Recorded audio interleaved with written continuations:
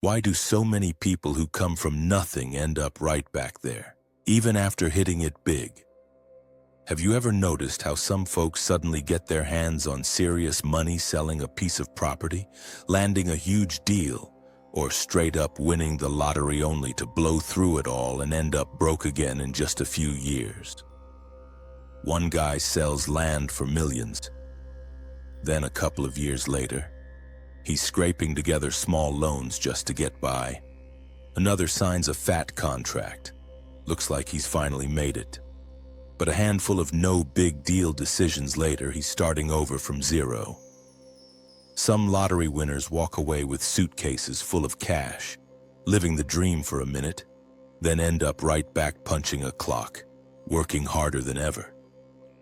So what the hell happens? The money showed up, plenty of it, but it vanished just as fast, quietly, without a fight. It's not because these people don't value money, and it sure isn't because they're stupid, like some folks love to say from the sidelines. The hard truth is simpler. Most of them never learned how to keep money. They never built the mindset that makes money stick around long term. We all like to think, if I just had the cash, everything would change. But here's the reality check. Money doesn't change your life. Money just amplifies who you already are inside. If you're negative, money magnifies your mistakes. If you're unprepared, it speeds up the leak. If you lack the skills, that windfall turns into pressure instead of freedom. That's why you see so many stories of rich today, broke tomorrow. It's not about not having enough money. It's about still carrying a broke mindset. Old habits stay. Emotional reactions stay. And when your thinking can't keep up with how fast the money arrives, no amount is ever enough. It all slips away. I'm not saying this to judge anybody. I'm saying it because most of us are regular people, and we deserve to stare this truth in the face. If a big opportunity ever lands in your lap, are you actually ready? Not ready to spend it, ready to think about it, decide about it, and keep it. That's exactly what we're diving into today. We're going deep on why people lose money almost as soon as they get it. The common traps that turn good luck into a nightmare. And if you're sitting on a real shot right now, how to avoid the same mistakes and turn that money into a real launch pad instead of a trap. Because real opportunities don't come around twice very often. And when they do, you'd better know how to make them work for you. Here's something that sounds crazy but is absolutely true. When money comes too fast, it can be one of the most dangerous things that ever happens to you. Because if your mindset hasn't caught up, the ending is almost always the same. The money comes, and then it goes. Picture this. You've been driving the same beat-up motorcycle your whole life. Suddenly, somebody hands you the keys to a brand new supercar. You're excited, right? But if you've never learned to drive something that powerful, that car is either gonna sit in the garage looking pretty, or you're gonna wrap it around a tree the first time you take it out. Money is exactly the same. If you're not ready to handle it, it's not a blessing, it's a test. And most people fail it. Money isn't good or evil. It's just a mirror and a magnifying glass. If you've got a solid foundation, it becomes leverage. If you don't, it becomes the hardest lesson you'll ever learn. And no matter how much you get, without the mindset and the skills, you end up right back at square one or worse. Welcome to the channel, where uncomfortable truths are quietly examined. Today we're pulling the curtain back on why sudden wealth destroys so many lives, and exactly what you need to do if it ever happens to you. If this is hitting home already, do me a quick favor, hit that like button so this reaches more people who need to hear it. And if you want to make sure you never miss these straight talk conversations about money and life, subscribe and turn on notifications right now. Trust me, you'll thank yourself later. Let's get into it. Listen, Let's cut straight to the chase here. Money doesn't change you. It just turns up the volume on who you already are. That's the hard reality behind sudden wealth. When a big windfall hits, whether it's a lottery jackpot, a fat signing bonus, or selling a business overnight, it acts like a magnifier. If you've got solid habits, discipline, and a clear head, that money becomes serious leverage. It opens doors, builds security, and lets you create real freedom. But if there are cracks inside old insecurities, emotional spending triggers, or just plain lack of know-how, that same money exposes them fast, and it amplifies them until everything comes crashing down. Psychologists even have a name for this: sudden wealth syndrome. It's the stress, guilt, isolation, and paranoia that hit when wealth arrives too quickly for your mindset to handle. You feel like an imposter. You worry everyone's out to get a piece. And way too often you start self-sabotaging because deep down, you don't feel ready. Take Jack Whittaker. Back in 2002, he won the biggest undivided lottery jackpot in U.S. history, $315 million Powerball. He was already a successful contractor, not broke by any means. But after the win, robberies, lawsuits, family tragedies, including losing his granddaughter to drugs, and eventually, he said outright that he wished he'd torn up the ticket. The money didn't create those problems. It just poured gasoline on what was already simmering, and he's far from alone. You've heard the stats tossed around that up to 70% of lottery winners go broke. The truth is a bit nuanced, but the numbers are still brutal. Reliable studies show lottery winners are significantly more likely to file bankruptcy within a few years than average folks. And in pro sports, about 16% of NFL players end up bankrupt within 12 years of retirement, even after earning millions. The pattern's the same. Money arrives fast. Old habits kick in harder, and poof, it's gone. Here's the small lesson I want you to grab right now. Sudden wealth isn't a gift or a curse on its own. It's a test. It reveals whether you've got the foundation to handle it, or whether it'll handle you. If you're listening to this and thinking about your own shot someday, start building that foundation today, because the real stories of disaster almost always start with the same blind spot, believing the money will fix everything inside. But next up, we're going to look at some of the most infamous American lottery disasters' real names. Real millions lost and why they happened. You won't want to miss these. Let's keep going. All right, let's talk about what people call the lottery curse here in America.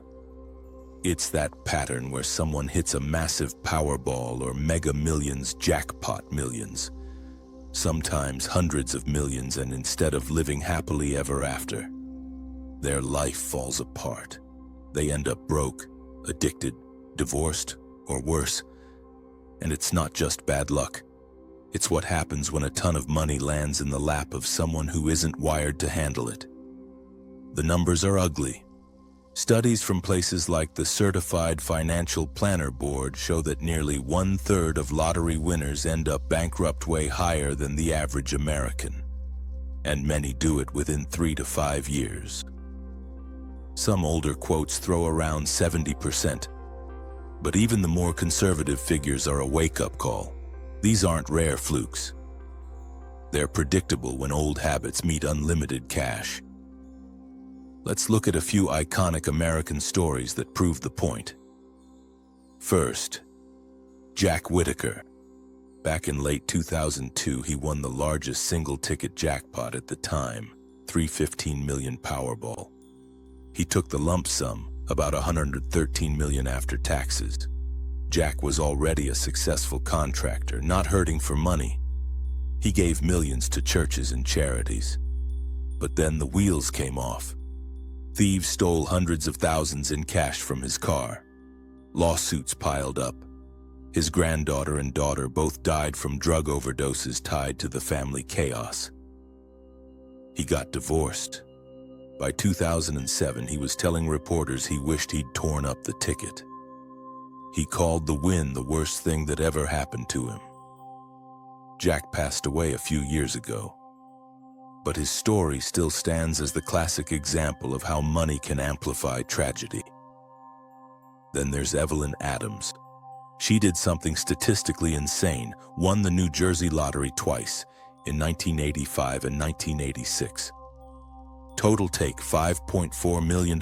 That's like getting struck by lightning, twice. But Evelyn gambled most of it away in Atlantic City, handed out huge chunks to family, and made bad investments. By the early 1990s, she was living in a trailer park, broke. She later said the wins ruined her life because everyone wanted a piece. Another gut punch story, William Budd Post. He won $16.2 million in Pennsylvania back in 1988. Sounds life-changing, right? Within a year, family pressures, bad business deals, and spending spiraled him into debt. He ended up convicted on assault charges, bankrupt, and died broke in 2006. He once said, "Everybody dreams of winning money, but nobody realizes the nightmares that come out of the woodwork." And David Lee Edwards, unemployed when he split a $280 million Powerball in 2001. He blew it on mansions, cars, private jets, and drugs. 5 years later, evicted, addicted, living in a storage unit. He died penniless in a hospice at 58. These aren't cherry-picked outliers. They're the poster children for why the curse feels real. Here's the small lesson to take away right now. The curse isn't supernatural, it's human. It's what happens when excitement overrides planning, when generosity turns into people-pleasing, and when nobody hits the pause button to build a real system. If you're ever holding a winning ticket, the first move isn't celebrating, it's protecting yourself from yourself. But these lottery stories are just one slice. Next, we're going to look at another group that gets massive windfalls. Professional athletes and entertainers, the ones who sign 8-figure contracts in their 20s and still end up broke. You think lottery winners have it rough? Wait till you hear these numbers. Let's roll on. All right, if lottery winners have it bad, wait until you hear about professional athletes and entertainers. These are folks who earn millions not from one lucky ticket, but from multi-year contracts, endorsements, the works. Yet the bankruptcy rates are even more shocking. A solid study from the National Bureau of Economic Research found that about 16% of NFL players file for bankruptcy within 12 years of retirement. That's 1 in 6 guys who made millions on the field, ending up in court. For NBA players, older reports pegged it at around 60% going broke within 5 years. Though leagues push back on the exact number, but nobody denies it's a massive problem. Careers are short. Average NFL stint is about 3 years, NBA around 4 to 5, and the money spikes huge, then drops off a cliff. No time to learn how to handle it. Let's hit a couple of classic examples. Antoine Walker. This guy earned over $108 million in NBA salary alone during his career championship with the Celtics. All-star multiple times, but by 2010 he filed for bankruptcy. What happened? Lavish spending. Supporting a huge entourage, he admitted to flying 50, 60 people around. Bad real estate flips during the housing crash and gambling debts. Walker later said he was living like the money would never stop. Another one. Vince Young. Quarterback, Heisman runner-up, drafted high, made around $35 million in guarantees and salary. But poor advice, propping up family and friends, flashy purchases. He filed bankruptcy in 2014 while still young. Or Warren Sapp, Hall of Fame defensive tackle, earned over $80 million. Child support for multiple kids, bad investments, lost homes to foreclosure, bankrupt in 2012.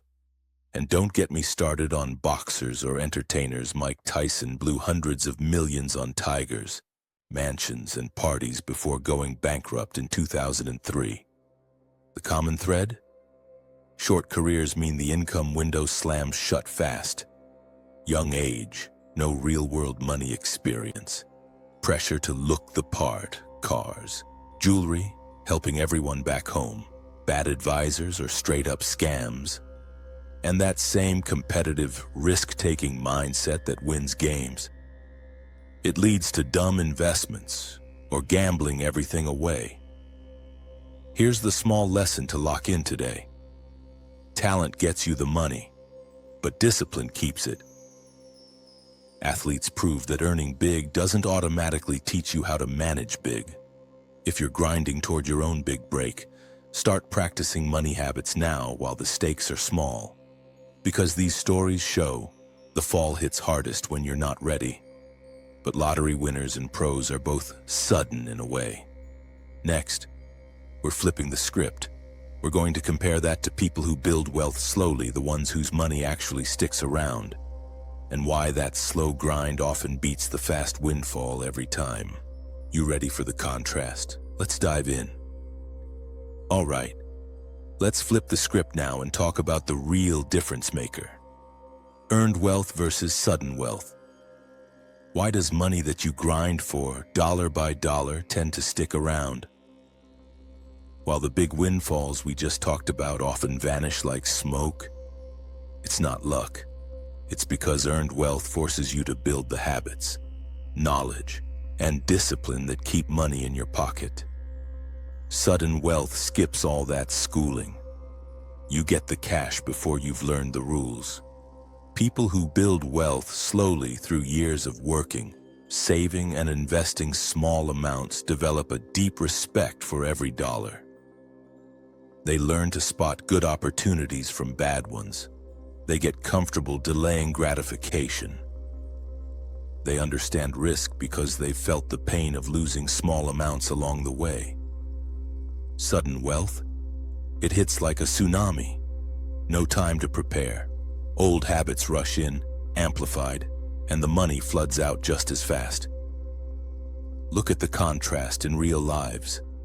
On the sudden side, we've got the lottery and athlete stories bankruptcy rates hitting around 1/3 for big lottery winners in some studies, and about 16% for NFL players within 12 years of retirement, according to solid research from places like the National Bureau of Economic Research.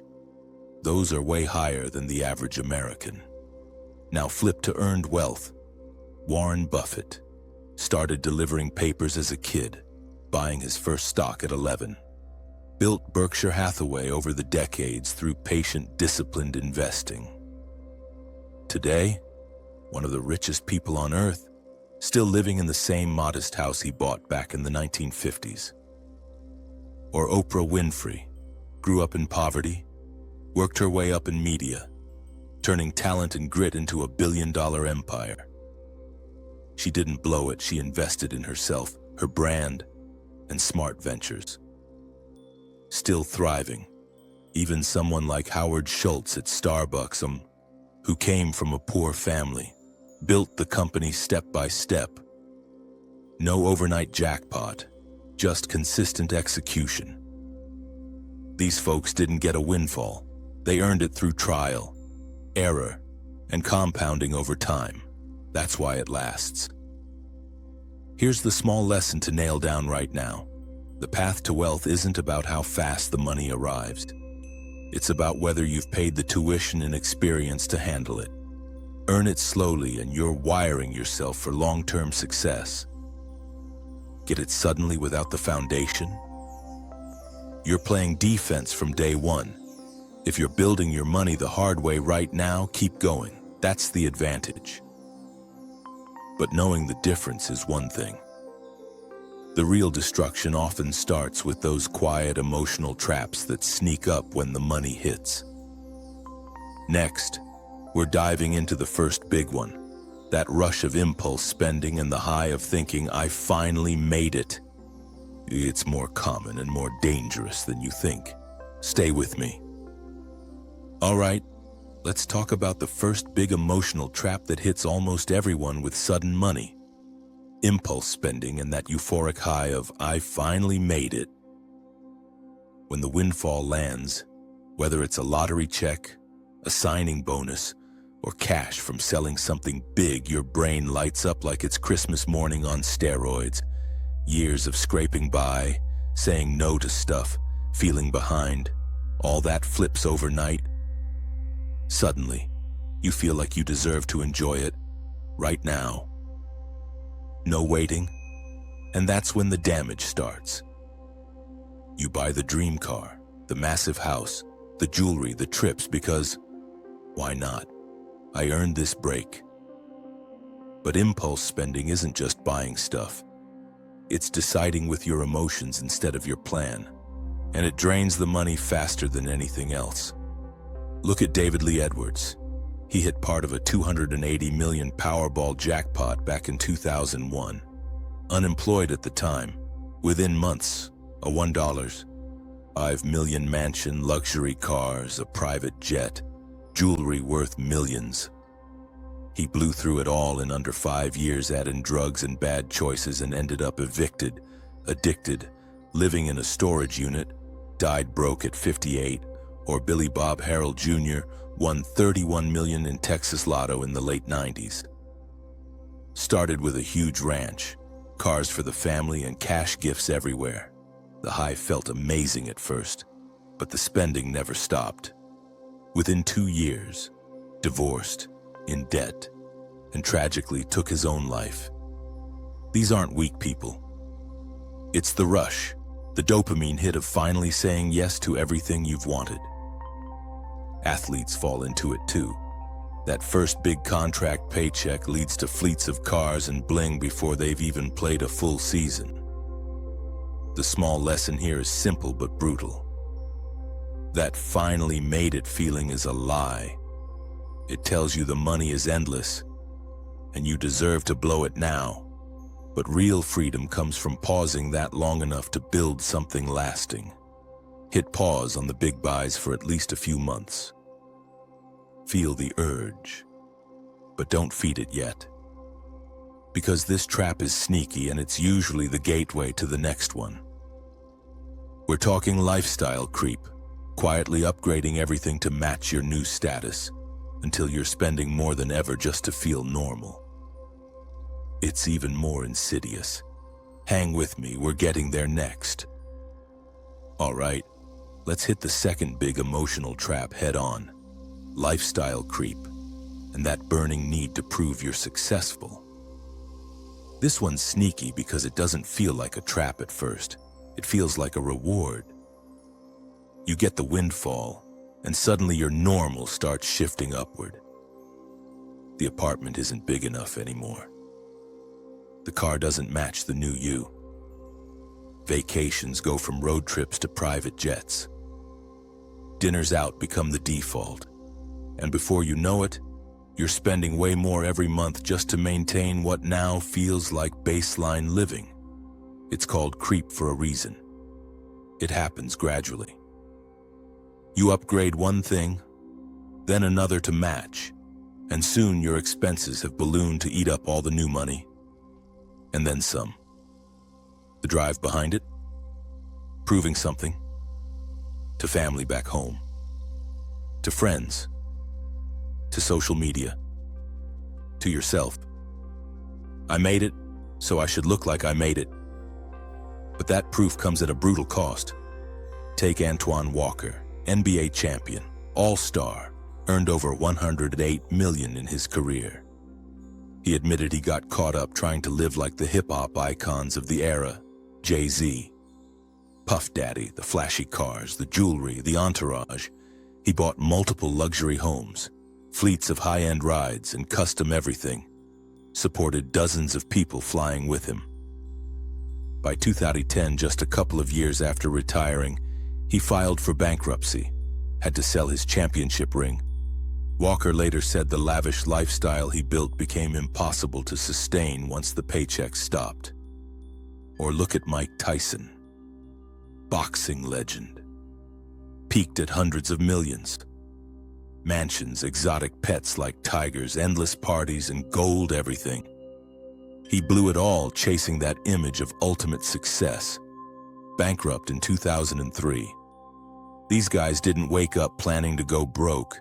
They just kept upgrading to match their status until the status ate the fortune. Here's the small lesson that saved a lot of people pain. Success isn't measured by how much you spend to look successful. It's measured by how much freedom and security you build. Lock in your old lifestyle for a while after the money hits. Force yourself to live like the before version a bit longer. It buys time to let the high settle and make smarter choices. Because this trap often opens the door to the next killer, turning into the bank of you for everyone around. Family, friends, old acquaintances all suddenly needing help. And saying yes feels good until it doesn't. That's where we're headed next. Are you seeing this in your own circle?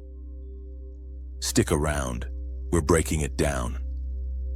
All right, let's get real about the third emotional trap that destroys more windfalls than almost anything else. Turning into the bank of you for family, friends, and everyone who suddenly remembers your phone number. When the money hits, the requests start pouring in. Loans for businesses, help with bills, down payments on houses, gifts for weddings, kids, emergencies. Long-lost cousins pop up. Old high school buddies hit you up like you're their personal ATM. And it feels impossible to say no because guilt kicks in hard. You've made it out. They haven't. You want to help the people who had your back. But here's the brutal truth. Most of those loans never come back. The expectations never stop. And saying yes once, it guarantees they'll ask again and tell everyone else you're good for it. This drains fortunes faster than flashy cars or bad investments. Look at Antoine Walker again, earned over $108 million in the NBA. He didn't just blow it on himself, he supported a massive entourage, flying dozens of people around, covering their lifestyles. By bankruptcy, he was selling his championship ring to pay debts. Or Warren Sapp, Hall of Famer, has over $80 million in career earnings. Child support, loans to friends, and family obligations piled up. Bankrupt with millions in claims from people he helped. Lottery side, endless stories. One recent anonymous winner gave $2 million each to mom and sister, total $4 million generous up front. But then they demanded more. A family beach house, leaked it to aunts and uncles, who lined up with their hands out. Called her selfish for saying no. Mark Cuban nails it. He tells lottery winners, tell everyone no from day one, because generosity turns into entitlement quickly. Here's the small lesson that's protected a lot of smart winners. Your money is your responsibility first. Helping is great if you plan it, limit it, and make it gifts, not open-ended support. Set boundaries early. Practice saying, I can't right now without explanation. It feels cold at first, but it saves relationships and your future. Because avoiding these emotional traps is key, but it takes real systems to make it stick. Next, we're building that bulletproof setup. Rules, tools, and mindset shields that actually work in the real world. These are the things the winners who keep it do differently. Are you ready to get practical? Let's go there. All right, we've covered the traps, the emotional landmines that blow up most windfalls. Now let's talk about what actually works. Building a bulletproof system, rules, tools, and mindset shields that protect your money when everything else is pulling at it. This isn't fancy theory, it's what the people who keep sudden wealth do differently. First rule, hit pause. When the money lands, give yourself a mandatory cooling off period, 90 days minimum, 6 months if you can. No big purchases, no loans, no investments. Just park it in a high-yield savings or safe account and breathe. This buys time for the dopamine rush to fade and for you to think straight. Second, get professional help, the right kind. Hire a fee-only fiduciary financial advisor, not someone selling products. A tax pro who knows windfall taxes, lump sum hits hard with federal and state bites. Maybe a therapist familiar with sudden wealth syndrome to handle the emotional side. Third, build simple buckets. Divide the money early. Common setup that's worked for winners. Emergency fund. 6 to 12 months living expenses, liquid and safe. Lifestyle fund. A set amount for fun spending, say 10-20% max. Investment bucket, the bulk, going into low-cost index funds. Diversified. Giving bucket, planned charity or family help, fixed amount, not open-ended. Use the 50-30-20 rule as a starting guardrail if it fits. 50% needs, 30% wants, 20% savings investments. But adjust for your reality. Tools that make it stick. Apps like NAB, you need a budget, or Mint for tracking every dollar. Automate transfers so money moves before you can touch it. Real example, a Powerball winner from a few years back who stayed anonymous did exactly this. Took the lump sum, hired a team, paused all spending, set up trusts and buckets. Years later, still wealthy, low-profile life, no drama. Contrast that with the disasters we talked about. They skipped the system and let emotions drive. Or take Keanu Reeves, not a windfall guy, but earned big and kept it simple. Modest living, smart giving through private foundations, no flashy creep. Mindset shield number 1. Remember, money is a tool, not your identity. Number 2, practice saying no like it's a muscle. Number 3, focus on freedom over stuff. Here's the small lesson to grab today. A system isn't sexy, but it's what turns luck into lasting wealth. Build it before you need it or right when the money hits. No system? You're relying on willpower against a tsunami, but having the system is step 1. Next, we're going deeper. How to actually turn that windfall into generational wealth, real strategies, real moves that compound over decades. These are the plays that separate one-time winners from family legacies. You're gonna want this. Let's keep rolling. All right, now that you've got the system in place, the pause, the buckets, the pros helping you, let's talk about the end game. Turning a windfall into generational wealth. Not just keeping the money for yourself, but making it grow and protecting your family for decades. This is where average winners stop, and the smart ones build legacies. The core idea is simple. Stop thinking of the windfall as spendable cash and start treating it like seed capital for a family business that runs on autopilot. Real strategies that actually work. First, pay off high-interest debt immediately. Credit cards, payday loans, anything over 7 to 8% interest. It's the highest guaranteed return you can get. Then, build that emergency fund we mentioned, 6 to 12 months, but make it generational by putting part in a high-yield account your kids can inherit. Second, invest the bulk conservatively for the long haul. Low-cost index funds tracking the S&P 500. The historical average is around 10% annual return over decades. Put it in a brokerage account or Roth IRA if eligible. The power? Compounding. A $5 million lump sum at 8% compounded grows to over $50 million in 30 years without adding a dime. Third, use trusts and estate planning. Set up revocable living trusts or irrevocable ones to shield from lawsuits and minimize estate taxes. Name beneficiaries clearly. This keeps the money in the family bloodline if that's your goal. Fourth, diversify smartly. Some in real estate, rental properties for cash flow. Some in bonds for stability. Maybe a small slice in alternatives if you're sophisticated.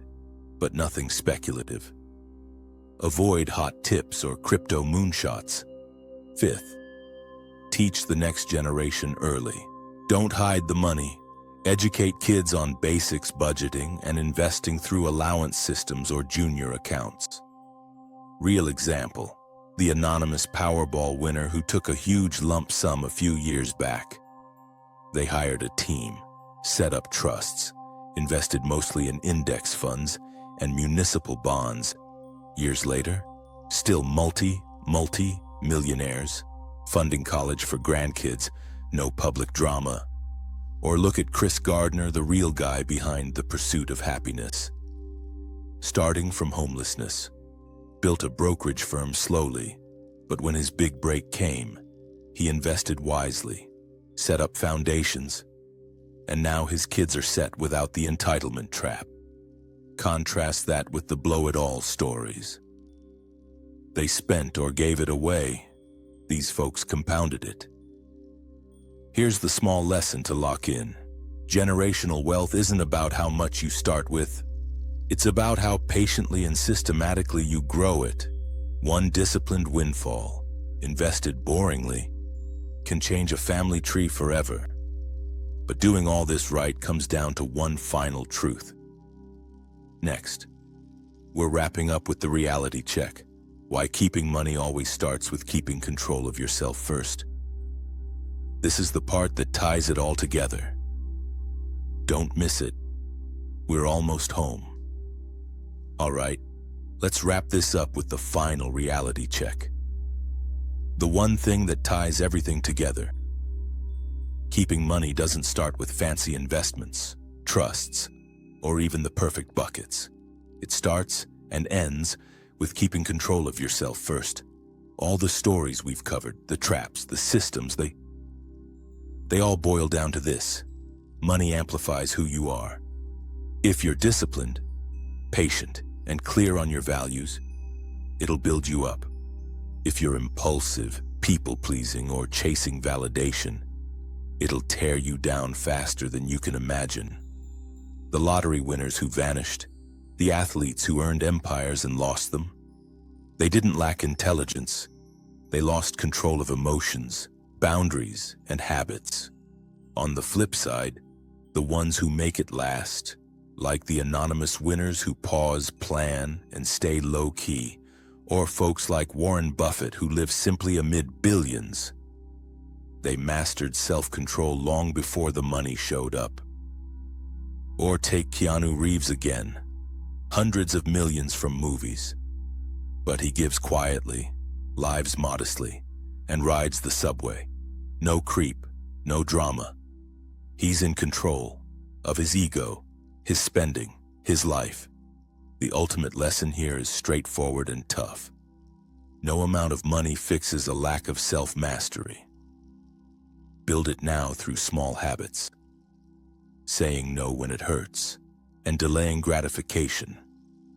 Because when the big shot comes, that's what decides if it's a launch pad or a cliff. You've got the tools now, the traps to avoid, the systems to build. If a windfall ever hits you, or even if you're just grinding toward financial freedom, remember, control yourself first, and the money will follow your lead. That's it for today. If this hit hard and you know someone chasing that big break or already living it, share this episode with them. Seriously, hit share right now. It could change their trajectory. And if you're getting real value from these straight talks on money, mindset, and the truths nobody sugarcoats, smash that like button. Drop a comment below. What's the one trap that scares you most, or the rule you're committing to today? I read them all. Right after this, go check out the next video popping up. Capital accumulation. Explained, how wealth really compounds over time and why most people miss it. It's the perfect follow-up, dives deep into how the smart ones turn one-time money into growing empires. You won't want to skip it, and if you haven't yet, subscribe and turn on notifications. We've got more uncomfortable truths coming about building real wealth avoiding the pitfalls and living on your terms. You don't want to miss the next one. Thanks for sticking with me. Stay in control. See you in the next episode.